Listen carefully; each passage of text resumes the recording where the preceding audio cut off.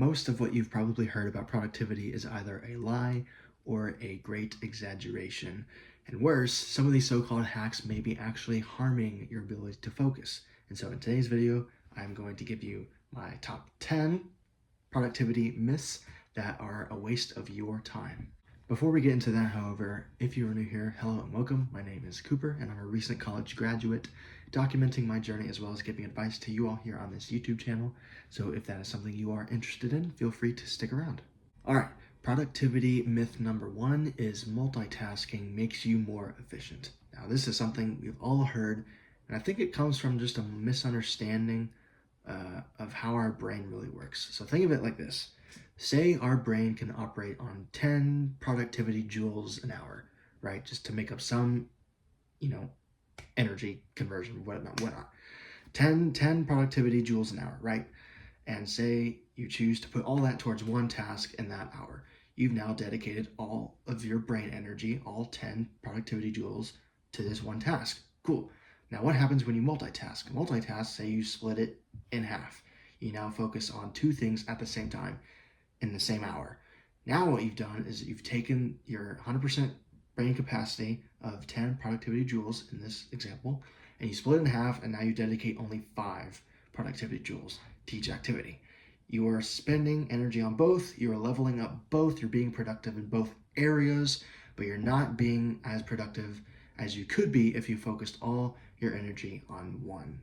Put another way, when you try to multitask, you're not actually multitasking, you're more context switching, and it can actually hurt your productivity, as found by the American Psychological Association, who found that task switching can cost up to 40% of your productivity time. And so a better solution for this would be to dedicate time blocks for one activity, single task-based time blocks, thinking more in terms of dedicated deep work rather than trying to level up everything all at once. All right, productivity myth number 2 is that waking up at 5 a.m. will make you more productive. Now, this is one that we hear all the time with this new modern hustle culture that we live in. And where I would beg to disagree is that we shouldn't be painting with such a broad brush when it comes to productivity. And I'll expand on this by saying that there have been studies done on chronotypes, different kinds of people, and it shows how productivity depends on biological rhythm rather than just some universal clock. Now, what does that mean? Some people are morning people, some people are afternoon people, some people, like myself, are evening people, night owls. People have different points in the day within which they feel they are more productive, and that is a biological thing. People are individuals, everybody has their own internal clock and times where their brain is the most active. Thus, in order to feel more productive and just feel better in general throughout the day, I would avoid trying to make drastic sleep altercations to something that is so precious to our nature, and to protect the average amount of sleep that we need, which is 7 to 9 hours of quality sleep.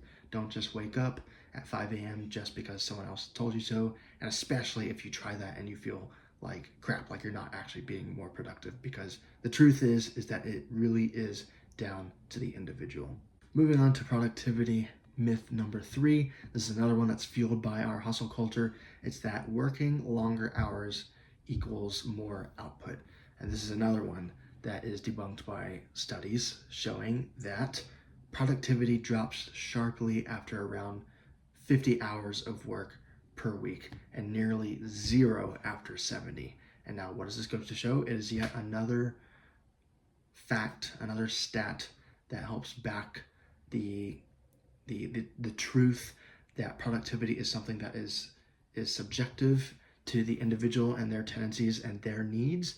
And by just overriding that and just saying, well, just work more, work harder, work longer hours, and you'll be more productive, that is just simply false, and is something, unfortunately, that in our hustle culture, corporations and this corporate culture is something that they constantly glorify, the need to be always 100% on and to be 100% working all the time, 24/7. Overall, working these long hours may create the illusion that you're being more productive, but in reality, they just lead to burnout and higher rates of errors. And it's actually shown that corporate cultures that glorify this mentality of always being available and just working long hours see higher rates of turnover when it comes to their employees. And so the better alternative would be to, again, focus on short, focused bursts of productive energy, focusing on recovery and being able to repeat those short bursts of success.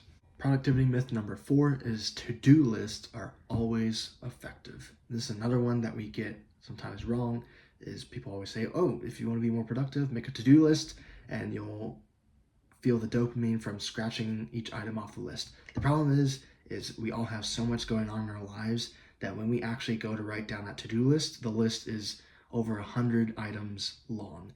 And when you have a list that long, you run into the risk of undergoing mental stress from the weight of incomplete tasks. And so the better alternative is to focus on daily most important tasks, MITs, most important tasks. And so a good number would be, say, 3.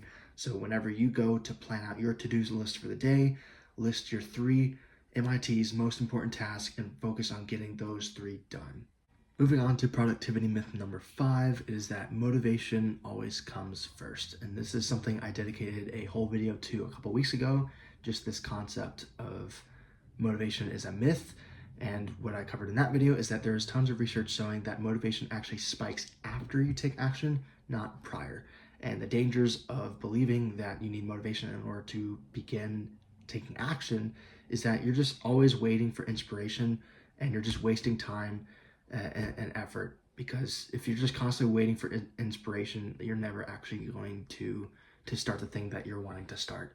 And so what a better alternative would be is to build systems in order to hold yourself accountable, in order to actually, take the very first step and let the motivation come from knowing that you took the first step and knowing that you actually completed something in the right direction. Now, the idea of creating systems is something that can look different for everybody. A couple examples from my personal life is when I wake up, I give myself about 30 minutes to get out the door in order to head to work.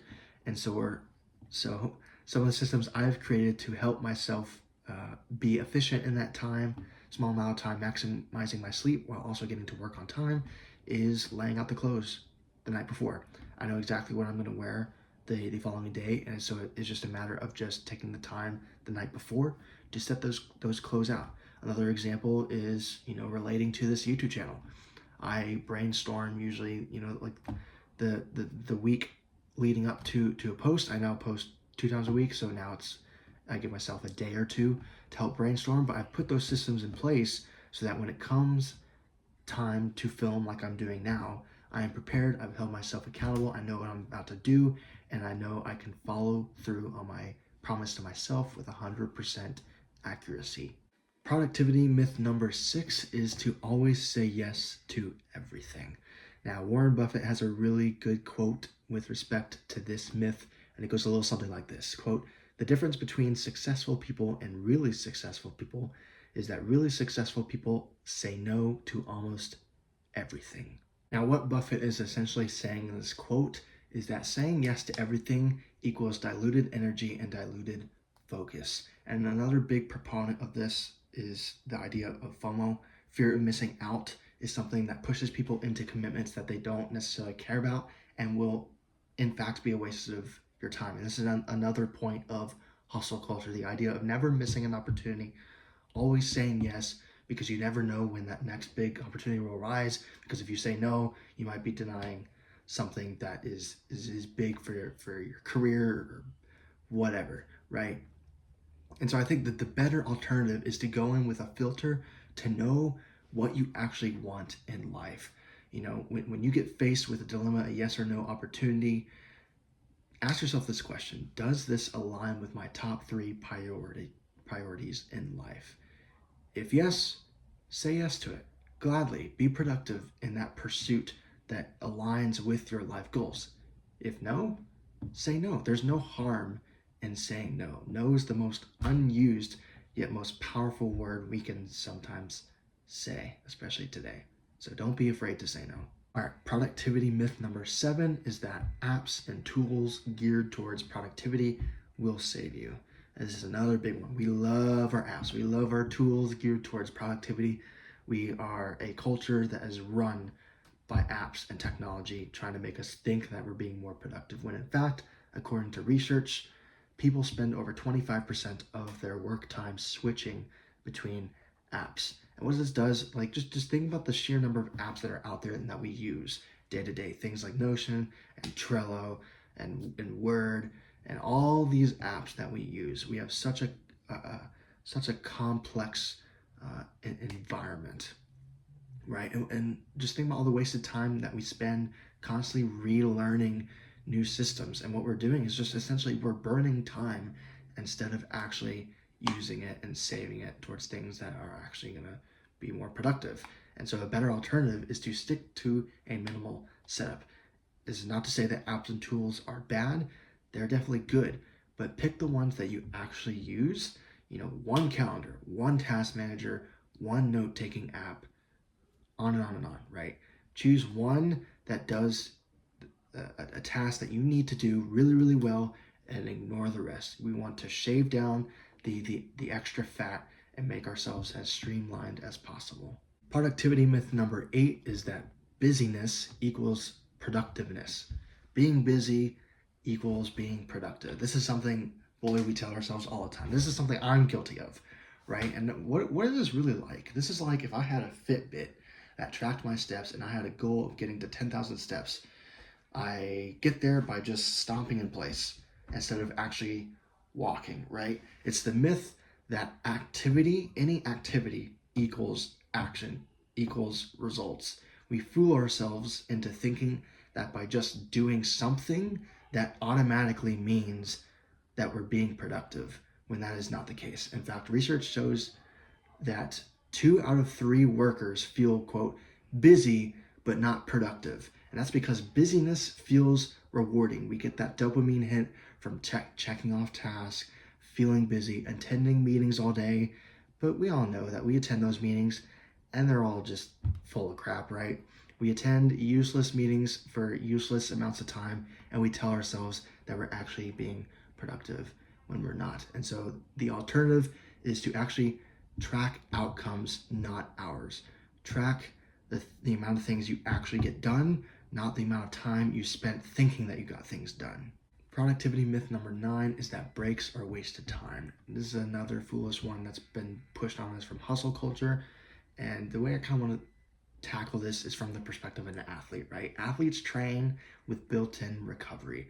And this is something that workers, everyday people, we should take into consideration with respect to our brains. We work out our brains constantly by thinking. In fact, the brain consumes 20% of the body's energy, and that is energy spent trying to learn and then refuel, and it needs breaks in order to do that. It needs breaks to refuel, to retain, and to restore, right? And so a better alternative is to take intentional micro breaks. Every hour, get up, take a 5-minute walk outside. Give your brain time to relax, to comprehend what it has taken in, and to properly store it, file it, and remember it for future use. Last but not least, productivity myth number 10 is you just need to work harder. Gosh, I wish I could tell the hamster running in a wheel that, right?